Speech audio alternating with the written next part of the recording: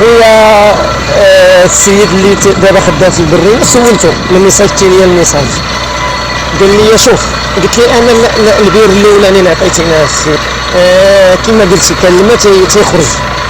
قال لي شوف، قال لي اول حاجه غنقولها لك، قال لي هذا البير هذا تيحفروا فيه دابا احسن من الاخر. قال لي راه تخدم فيه حتى 15 عام، قال لي وتخدم بخير من خلال التجربه ديالو. قلت لي علاش الماء دابا ما تيخرجش ما تيبانش؟ قال لي ما تيبانش لانه الماء ديال هذا خرج لينا، راه ما خرجش السي محمد على 100 راه الحساب ديالنا ما صحيحش، راه ما خرجش على 110، خرج على 92.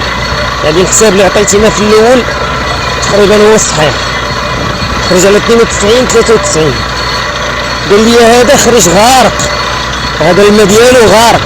الماء ديال الاخر البشار عطانا على 65 70. هادشي علاش بقى تيخرج لينا الماء. قال لك حتى الدور هذيك وتيخرج منها الماء. قال لي هذا المعطى الاول.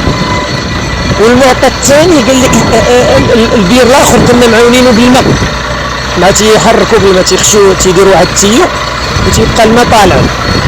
قال لي هذا ماء كافي، قال لي الماء غالب علينا، وبالتالي تتبان الامور الحمد لله تتبان مبشره.